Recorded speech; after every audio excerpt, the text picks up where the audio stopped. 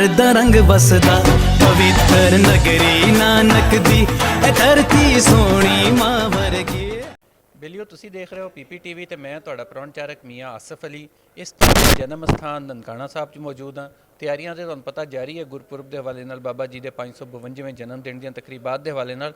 ਤੇ ਇੱਥੇ ਮੈਂ ਅੰਦਰ ਆਇਆ ਹੋਇਆ ਸੀਗਾ ਤੇ ਇੱਥੇ ਇੱਕ ਦੋ ਬੰਦੇ ਖੜੇ ਸੀਗੇ, ਇਹਨਾਂ ਦੇ ਕੋਲੋਂ ਮੈਂ ਪੁੱਛਿਆ ਵੀ ਕਿ ਤੁਸੀਂ ਇਹ ਜਿਹੜਾ ਲੰਗਰ ਲਈ ਦੇ ਰਹੇ ਹੋ, ਪੈਸੇ ਦੇ ਰਹੇ ਸੀ, ਉਹਨਾਂ ਕੋਲੋਂ ਜਾਣਦੇ ਹਾਂ, ਬਲਕਿ ਸਿੱਧਾ ਉਹਨਾਂ ਨੂੰ ਹੀ ਪੁੱਛਦੇ ਹਾਂ। ਹਾਂਜੀ, ਕੀ ਨਾਂ ਹੈ ਤੁਹਾਡਾ? ਜੀ ਸਤਿ ਸ੍ਰੀ ਅਕਾਲ ਜੀ, ਮੇਰਾ ਨਾਮ ਹੈ ਬਿਲਾਲ। ਅੱਛਾ, ਤੇ ਮੈਂ ਆਇਆ ਹਾਂ ਅਮਰੀਕਾ ਤੋਂ। ਠੀਕ ਹੈ। ਤੇ ਮੇਰਾ ਦੋਸਤ ਹੈ ਜੀਤ, ਤੇ ਮੈਂ ਉਹਨਾਂ ਨੂੰ ਰਿਪਰੈਜ਼ੈਂਟ ਕਰਨ ਲਈ ਆਇਆ ਹਾਂ। ਤੇ ਮੈਂ ਉਹਨਾਂ ਦੀ ਖਾਤਰ ਇੱਥੇ ਆਇਆ ਹਾਂ ਤੇ ਮੈਂ ਉਹਨਾਂ ਨੂੰ ਵਿਖਾਇਆ ਸਾਰਾ ਕੁਝ। ਉਹਨਾਂ ਦੀ ਦਿਲੀ ਮੁਰਾਦ ਸੀ, ਉਹ ਨਹੀਂ ਆ ਸਕਦੇ, ਜਿਹੜੀ ਮੈਂ ਪੂਰੀ ਕੀਤੀ ਹੈ। ਤੇ ਬੜੇ ਖੁਸ਼ ਨੇ ਤੇ ਇਹਨਾਂ ਨੇ ਮੇਰੀ ਬਹੁਤ ਹੈਲਪ ਕੀਤੀ ਉਹਦੇ 'ਚ, ਇਹਨਾਂ ਦੀ ਮਿਹਰਬਾਨੀ ਹੈ। ਬੜੀ ਖੁਸ਼ੀ ਹੋਈ ਜੀ ਤੇ ਬੜਾ ਅੱਛਾ ਲੱਗਿਆ। ਅੱਛਾ, ਯਾਨੀ ਉਹ ਆਪ ਨਹੀਂ ਆ ਸਕੇ, ਤੁਸੀਂ ਉੱਥੋਂ ਆ ਰਹੇ ਸੀ ਜਾਂ ਆਏ ਹੋਏ ਸੀ? ਹਾਂਜੀ, ਮੈਂ ਆਪਣਾ ਫੈਮਿਲੀ ਦੇ ਨਾਲ ਆਇਆ ਸਾਂ ਤੇ ਉਹਨਾਂ ਨੇ ਮੈਨੂੰ ਸਪੈਸ਼ਲ ਫਿਰ ਰਿਕੁਐਸਟ ਕੀਤੀ ਤੇ ਮੈਂ ਕਿਹਾ ਕਿਉਂ ਨਹੀਂ ਜੀ। ਅੱਛਾ, ਹਾਂਜੀ। ਅੱਛਾ, ਤੇ ਨਾਲ ਉਹਨਾਂ ਨੇ ਇਹ ਜਿਹੜਾ ਇਹ ਲੰਗਰ ਹੈ ਆ ਇਹ ਵੀ ਭੇਜਿਆ? ਹਾਂਜੀ, ਇਹਨਾਂ ਨੇ ਅਰਦਾਸ ਕੀਤੀ ਹੈ ਤੇ ਇਹਨਾਂ ਨੇ ਇਹ ਪ੍ਰਸ਼ਾਦ ਉਹਨਾਂ ਲਈ ਲੈ ਕੇ ਜਾਵਾਂਗਾ। ਅੱਛਾ। ਤੇ ਉਹ ਵੈਸੇ ਵੀ ਉਹ ਸਾਡੇ ਨਾਲ ਖਾਂਦੇ ਪੀਂਦੇ ਨੇ। ਮੇਰੀ ਉੱਥੇ ਉਹਨਾਂ ਦੇ ਨਾਲ ਕੰਮ ਜਾਬ ਵਗੈਰਾ ਹੈਗੀ ਹੈ ਤੇ ਉਹ ਮੇਰਾ ਬਹੁਤ ਖਿਆਲ ਰੱਖਦੇ ਨੇ।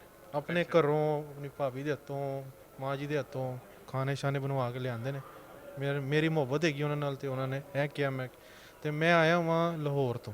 ਅੱਛਾ, ਲਾਹੌਰ ਤੋਂ ਆਏ ਹੋ? ਅਸੀਂ ਵੀ ਲਾਹੌਰ ਤੋਂ ਹੀ ਆਏ। ਹਾਂਜੀ, ਤੇ ਬਸ ਜੀ ਉਹਨਾਂ ਦੀ ਇਹ ਦੇਖੋ ਜੀ, ਇਹਨਾਂ ਨੇ ਆ ਕੇ ਇੱਥੇ ਕੁਛ ਉਹਨਾਂ ਨੇ ਉੱਥੋਂ ਜ਼ਾਹਿਰਾ ਭੇਜਿਆ ਸੀਗਾ, ਹਿੱਸਾ ਪਾਇਆ ਸੀ, ਆਪਣਾ ਲੰਗਰ ਲਈ ਭੇਜਿਆ ਸੀ, ਉਹ ਵੀ ਆ ਕੇ ਇਹਨਾਂ ਨੇ ਪੇਸ਼ ਕੀਤਾ। ਤੇ ਆ ਪਿੰਨੀ ਪ੍ਰਸ਼ਾਦ ਆ ਜੀ ਜਿਹੜਾ ਉਹਨਾਂ ਲਈ ਪੇਸ਼ ਕੀਤਾ ਗਿਆ। ਪਿੰਨੀ ਪ੍ਰਸ਼ਾਦ ਦਾ ਇਹ ਹੈ ਕਿ ਸੁੱਕਾ ਰਾਸ਼ਨ ਹੁੰਦਾ ਹੈ, ਬੜਾ ਆਰਾਮ ਨਾਲ ਉੱਥੇ ਤਾਈਂ ਚਲਾ ਜਾਂਦਾ। ਨਾਲ ਇਹ ਪਾਣੀ ਕਿਹੜਾ ਵਾ ਜੀ? ਪਾਣੀ ਖੂਹ ਦਾ। ਅੱਛਾ, ਜਿਹਨੂੰ ਤੁਸੀਂ ਅਬੇਜ਼ਮ ਕਹਿੰਦੇ ਹੋ, ਅਸੀਂ ਜਲ ਕਹਿੰਦੇ। ਅੱਛਾ, ਨਹੀਂ ਇੱਕ ਮਿੰਟ ਦੱਸੋ ਜੀ ਕਿਹੜਾ ਪਾਣੀ ਹੈ? ਇਹ ਗੁਰਦੁਆਰੇ ਜਨਮ ਅਸਥਾਨ ਦਾ ਬੀਬੀ ਨਾਨਕੀ ਖੂਹ ਦਾ ਇਹ ਜਲ ਹੈ, ਜਿਹਨੂੰ ਅਸੀਂ ਅੰਮ੍ਰਿਤ ਕਹਿੰਦੇ। ਇਹ ਵੀ ਦੇਣਾ ਪਿੰਨੀ ਪ੍ਰਸ਼ਾਦ ਦੇ ਕੇ ਸਾਡਾ ਫਰਜ਼ ਹੁੰਦਾ। ਪੈਸਾ ਭਾਏ ਨੇ ਕੋਈ ਵੀ ਹੋਏ ਨਾ, ਗੁਰੂ ਨਾਨਕ ਮਹਾਰਾਜ ਦੇ ਇਨਸਾਨੇ ਨਾਲ ਪਿਆਰ ਕੀਤੀ। ਸਾਡਾ ਵੀ ਉਹ ਹਾਲ ਹੈ ਕਿ ਅਸੀਂ ਗੁਰੂ ਨਾਨਕ ਦੇ ਬੇਟੇ ਅਸੀਂ ਇਨਸਾਨ। ਇਹਨੇ ਬੜੇ ਪਿਆਰ ਨਾਲ ਕਿਹਾ। ਪਹਿਲੇ ਕਿ ਤਸਵੀਰ ਗੁਰਦੁਆਰਾ ਵਿਖਾਣ ਮੈਂ ਵਿਖਾ ਦੇ, ਬਾਅਦ ਕਿ ਅਰਦਾਸ ਕਰਨ, ਅਰਦਾਸ ਕਰਕੇ ਪ੍ਰਸ਼ਾਦ ਉਹ ਸਾਡਾ ਫਰਜ਼ ਬਣਦਾ। ਉਹ ਨਹੀਂ ਆ ਸਕਦੇ। ਮੇਰੇ ਵਾਸਤੇ ਇਹ ਵੀ ਉਹੀ ਹੈ। ਮੇਰੇ ਭਰਾ ਨੇ, ਮੇਰੇ ਬੱਚੇ ਨੇ, ਮੇਰੇ ਵਾਸਤੇ ਕਾਬਲੇ ਤਰਾਮ ਨੇ। ਵਾਹਿਗੁਰੂ ਜੀ ਕਾ ਖਾਲਸਾ, ਵਾਹਿਗੁਰੂ ਜੀ। ਦੇਖੋ ਜੀ, ਇਹ ਬੜੀ ਗੱਲ ਹੈ ਜੀ ਕਿ ਉੱਥੋਂ ਬੈਠੇ ਲੋਕ ਵੀ ਜਿਹੜਾ ਆਪ ਨਹੀਂ ਆ ਸਕਦੇ, ਉਹ ਕਹਿੰਦੇ ਚਲੋ ਸਾਡਾ ਹਿੱਸਾ ਜਾ ਕੇ ਉੱਥੇ ਪਾ ਦੇਣਾ, ਗੋਲਕ 'ਚ ਪਾ ਦੇਣਾ, ਪੀਠਾ ਚੜਾ ਦੇਣਾ।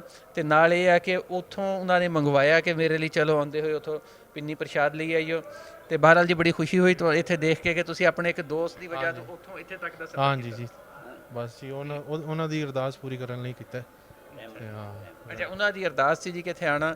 ਬਹਰਾਲ ਇੱਥੇ ਇੱਦਾਂ ਦੇ ਬੜੇ ਸੀਨ ਦੇਖਣ ਨੂੰ ਮਿਲਦੇ ਆ ਕਿ ਬੜੀ ਦੂਰੋਂ ਲੋਕਾਂ ਦੀ ਖਾਹਿਸ਼ ਹੁੰਦੀ ਆ ਕਿ ਜਾਂ ਆਪ ਆ ਜਾਣ, ਆਪ ਨਹੀਂ ਆ ਹੁੰਦਾ ਤੇ ਕਿਸੇ ਤਰ੍ਹਾਂ ਇੱਥੇ ਭੇਜ ਦੇਣ, ਆਪਣੇ ਵੱਲੋਂ ਕੋਈ ਸ਼ੈ ਭੇਜ ਦੇਣ ਜਿਹੜੀ ਇੱਥੇ ਚੜਾਈ ਜਾਵੇ।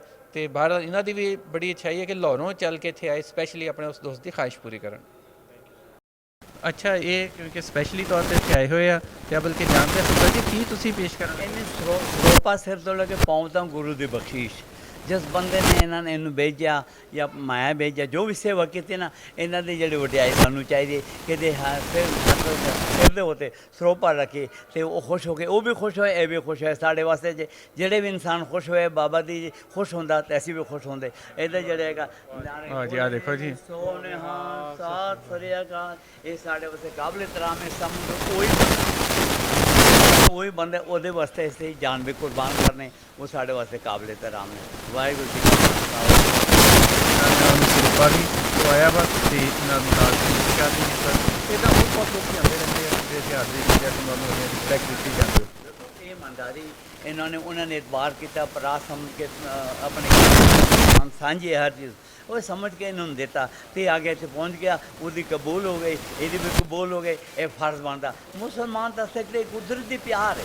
ਇਹ ਨਹੀਂ ਕਿ ਇਹ ਹੈਗਾ, ਇਹ ਸਭ ਤੋਂ ਹੀ ਦੋਵੇਂ ਤੋਂ ਹੀ ਦੇ ਨੇ। ਇਹ ਪਿਆਰ ਹੈ, ਮੁਹੱਬਤ ਹੈ। ਗੁਰੂ ਨਾਨਕ ਤੋਂ ਸ਼ੁਰੂਆਤ ਹੋਈ, ਮਰਦਾਨੇ ਤੋਂ ਹੁਣ ਤੱਕ ਮੁਸਲਮਾਨ ਤੇ ਸਿੱਖਾਂ ਪਿਆਰ ਹੈ ਤੇ ਇਸ ਤਰ੍ਹਾਂ ਪਿਆਰ ਚੱਲਦੇ ਰਹੇਗਾ। ਇਹਨਾਂ ਦੇ ਆਪਣਾ ਪਾਕ ਰਹੇਗਾ। ਵਾਹਿਗੁਰੂ ਜੀ ਕਾ ਖਾਲਸਾ।